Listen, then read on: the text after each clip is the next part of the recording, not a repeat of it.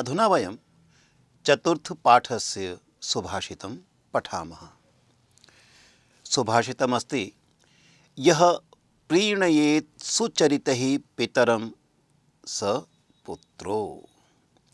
यद् भर्तुरेव हितम् इच्छति तत्कलत्रम् तन्मित्रम् आपदि सुखे च समक्रियं यत् एतत्त्रयं जगति पुण्यकृतो लभन्ते। अत्र वयं श्लोकं पश्यामः यदि अत्र विभिन्नस्थलेषु सन्धिपदानि अपि सन्ति। उपरि अहं संख्यां दत्तवान्, तत्पश्चात् संख्यादृष्ट्या एव सन्धिविच्छेदः अपि कृतः अस्ति। कुत्रचित् संयोगः अस्ति, यथा अत्र प्रीणयेत् सुचरितैः, अत्र सन्धि न परन्तु संयोगः तत्र वर्तते। प्रीणयेत् सुचरितैः, प्रीणयेत् सुचरितैः स पुत्रो। अत्र वयं पश्यामः विसर्गः न अस्ति, अत्र ओ अस्ति, सन्धिविच्छेदः भविष्यति, सः पुत्रः। यद् भर्तुरेव, यत् भर्तुः एव, तस्थाने अत्र द अभवत्, पुनः विसर्गस्थाने अत्र र अभवत्, यत् भर्तुः एव।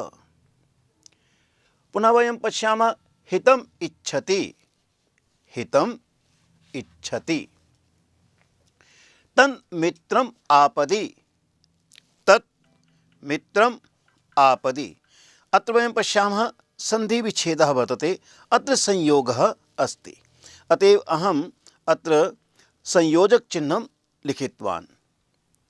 पुनः वयं पश्यामः पुण्यकृतो लभन्ते, अत्र सन्धिविच्छेदः भविष्यति, पुण्यकृतः लभन्ते।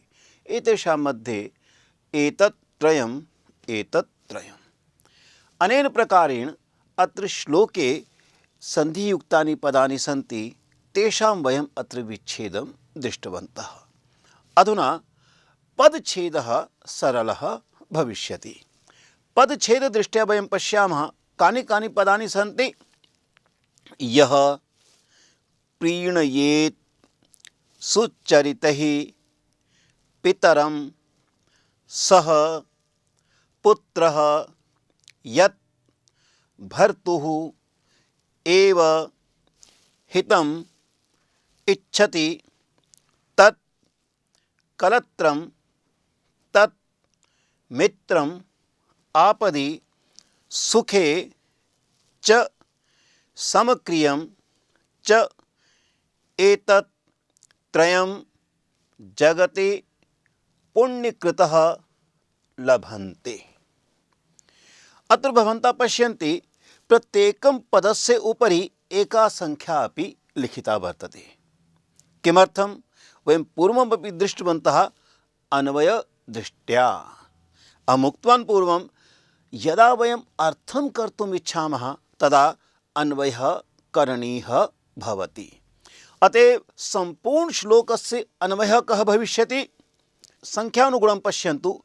यः सुचरितैः पितरं प्रीणयेत् सः पुत्रः यत् भर्तुः एव हितम् इच्छति तत् कलत्रम् तत् च मित्रम् आपदि सुखे समक्रियम् एतत् च त्रयं जगति पुण्यकृतः लभन्ते। अनेन प्रकारेण वयं श्लोकस्य अन्वयं करिष्यामः। अत्र यथा संख्या लिखिता अस्ति, भवन्तः अपि स्व उत्तरपुस्तिकासु एवं यदि लेखिष्यन्ति, अन्वयं करिष्यन्ति, बहु लाभः भविष्यति अर्थम् अवगन्तुम्। अधुना वयं प्रत्येकं पदस्य अर्थमपि द्रक्ष्यामः। अब हम प्रत्येक पद का अर्थ भी देखेंगे, अतः स्वपुस्तकं स्वहस्ते स्वीकुर्वन्तु। अपनी पुस्तक अपने हाथ में लीजिए और नीचे वहाँ कहीं अर्थ दिए हुए हैं, उन्हें देखिए। यत्र अर्था दत्तः सन्ति कृपया तत्र पश्यन्तु। अत्र भवन्तः द्रक्ष्यन्ति प्रतिपदार्थः। अस्य अंतर्गते यः पुत्रः, पुत्रस्य कृते अत्र आगतः अस्ति यः जो अर्थात पुत्रः सुचरितैः अच्छे आचरणों के द्वारा स्व सम्यक व्यवहारेण, सुचरितैः सुशोभनम, चरितम अस्माकं आचरणम अर्थात शुभ अथवा सम्यक अथवा सुंदर अथवा समुचितम इति समुचित व्यवहारेण पितरम, पिता को, प्रीणयेत प्रसन्नः करोति, प्रसन्न करता है, सह वह पुत्रः, वही पुत्र है, सह एव पुत्रः। अस्ति इस श्लोक में नहीं है, हम अपनी ओर से जोड़ सकते हैं।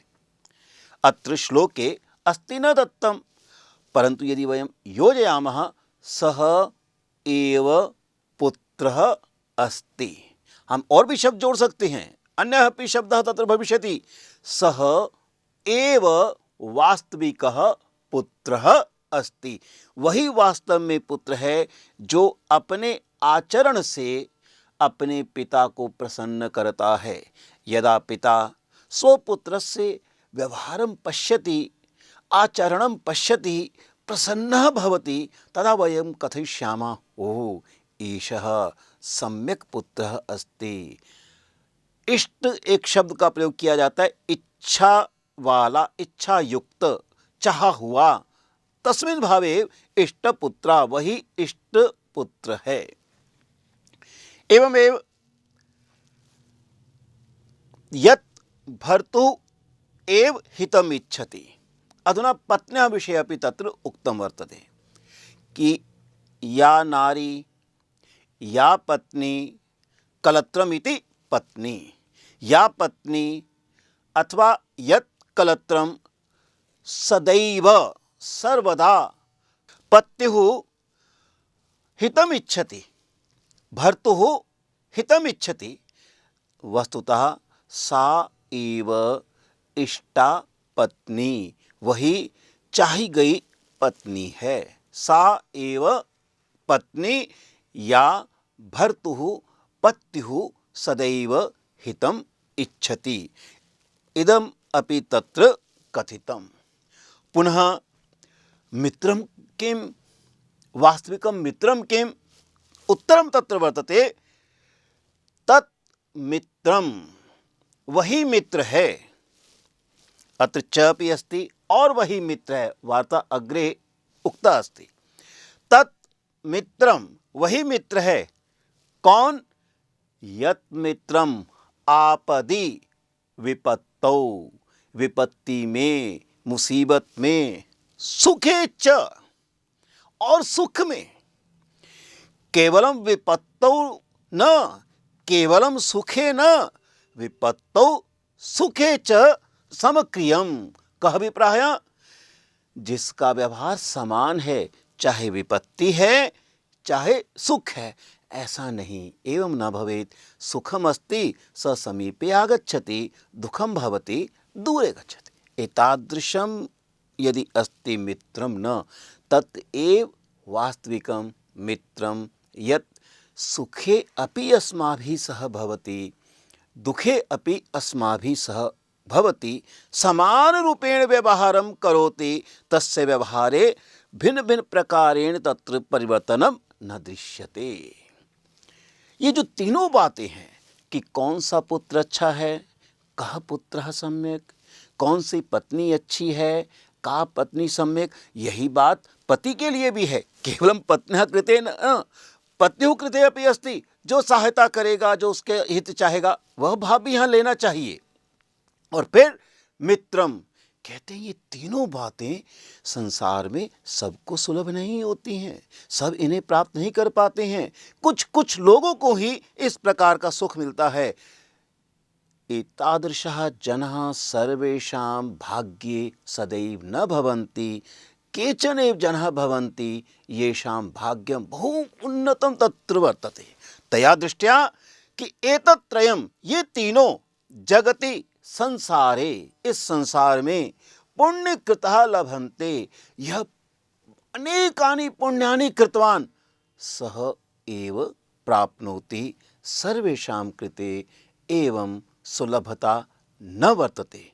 केषां सम्यक् पुत्रस्य हितम् इच्छति या सा पत्नी, पुनः च तत्मित्रं यत् सुखे च दुखे च समानरूपेण अस्माभिः सह व्यवहारं करोति इति। अधुना चतुर्थस्य पाठस्य द्वितीयं सुभाषितं पश्यामः। प्रदानं प्रच्छन्नं गृहम् उपगते सम्भ्रम विधिः, प्रियं कृत्वा मौनं सदसि कथनं चाप्युपकृतेः, अनुत्सेको लक्ष्म्यां निरभिभवसारः, परकथः सतां केनोदिष्टं, विषमम् असिधारा व्रतम् इदम्। अस्मिन् श्लोके एकस्य कठिनस्य चर्चा कृता वर्तते, कठिनस्य बिन्दोः चर्चा कृता वर्तते। अत्र प्रायः सर्वाणि पदानि स्पष्टानि एव सन्ति, केवलम् एकस्मिन् स्थाने चाप्युपकृतेः तत्र किञ्चित् सन्धिः वर्तते, च अपि उपकृतेः।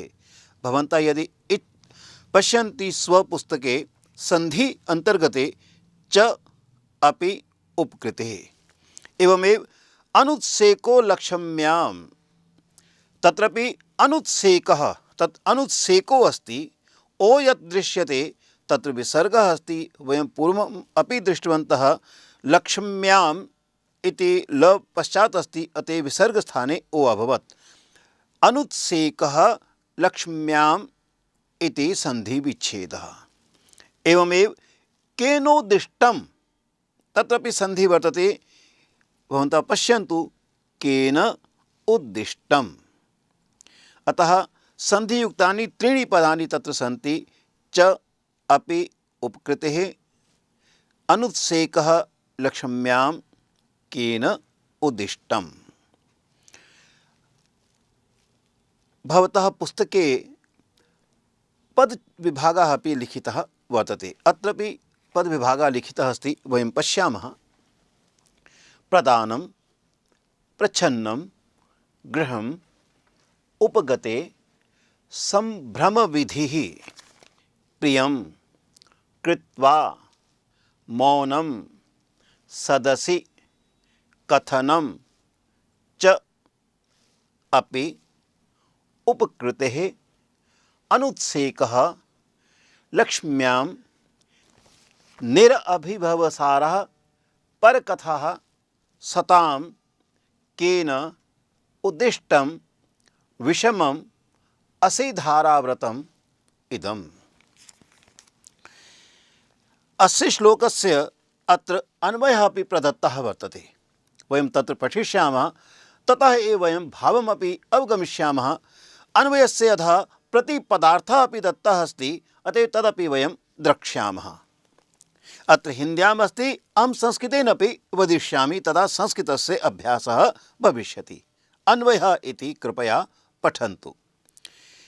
प्रच्छन्नं प्रदानं, गृहम् उपगते सम्भ्रम विधिः, प्रियं कृत्वा मौनं, सदसि उपकृतेः कथनं च, लक्ष्म्याम् अनुत्सेकः, परकथः निरभिभवसारः, विषमम् इदम् असिधाराव्रतं सतां केन उद्दिष्टम्।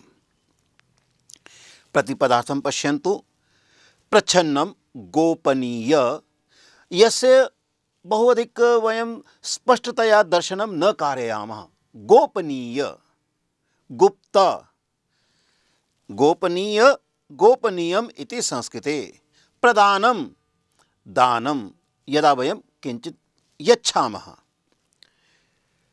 गृहम घर को अर्थात गृहम प्रति घर में गृहे उपगते यदि कोऽपि आगतवान् तस्य कृते अत्र शब्दस्य प्रयोगः वर्तते। संभ्रम विधिः विधिपूर्वक सम्मान करना विधिपूर्वकम सम्मानम। प्रियम अच्छा काम, शोभनम कार्यम, कृत्वा करके, मौनम मौन रहना मौनम इति, सदसि लोगों के समक्ष सभा में, इति अपि वयं कथयामः सभायाम, उपकृते उपकार को उपकारम इति, कथनम कहना, लक्ष्म्याम धन के होने पर यदि लक्ष्मी अस्माभिः सह वर्तते तस्याम अवस्थायाम, अनुत्सेकः घमंड न करना अर्थात अभिमानम इति न भवेत, पर कथा दूसरे के विषय में बोलने वाली बातें, निरभिभवसारः निंदा रहित होना, कस्यापि निंदा न करणीया इति, विषमम कठिनम, इदम इदम यह एतत्, असि धाराव्रतम, असि तलवार इति, खड्ग इति, असि धाराव्रतम तलवार की धार पर चलने जैसा, यथा कोपि तत् असि उपरि चलति तदनुगुणम तदनुसारम, सताम सज्जनों को, केन किसके द्वारा, उद्दिष्टम बतलाया गया। अर्थात सज्जनः स्वयं एवं कुर्वन्ति, किं किं कुर्वन्ति, प्रच्छन्नम प्रदानम, यत् किंचित दानम यच्छन्ति गोपनीयं स्थापयन्ति, सर्वेषां न पुरतः न कथयन्ति ओह अहम इदम इदम उक्तवान्। गृहम उपगते संभ्रम विधि, कोऽपि यदि गृहं प्रति आगतवान् तस्य विधिपूर्वकं सम्मानं कुर्वन्ति। प्रियं कृत्वा अपि मौनम, यदि ते कस्यापि प्रियं कुर्वन्ति परंतु मौनम तिष्ठन्ति, सर्वत्र न वदन्ति मया इदं कृतमस्ति, आत्मप्रशंसां न कुर्वन्ति। सदसि उपकृते कथनं च, सभायाम् अन्येषां गुणानां वर्णनं कुर्वन्ति। लक्ष्म्याम् अनुत्सेकः, यदि ते धनिकाः सन्ति तेषां समीपे धनम् आगच्छति तदापि गर्वं न कुर्वन्ति, अभिमानं न कुर्वन्ति। पर कथा निरभिभवसारा, अन्येषां कृते अपशब्दां न वदन्ति। एतानि सर्वाणि कार्याणि कठिनानि सन्ति, परन्तु एतानि सर्वाणि कार्याणि सज्जनानां स्वभावे भवति। यह तो सज्जनों का स्वभाव ही ऐसा है कि वे अपने द्वारा दिए गए दान को गुप्त रखते हैं, घर में आने वाले अतिथियों का सम्मान करते हैं, सबका भला करके भी वे मौन रहते हैं, सभा में दूसरों के उपकारों का वर्णन करते हैं, धन के आने पर भी अभिमान नहीं करते, दूसरों के लिए अपशब्द नहीं कहते। इस प्रकार के जो कठिन कार्य हैं यह उनका स्वभाव है। तेषां स्वभावः एव अस्ति, ते एवं आचरन्ति, कोऽपि आगत्य न कथयति, ते तु स्वयं एव तदनुगुणम् एव आचरन्ति।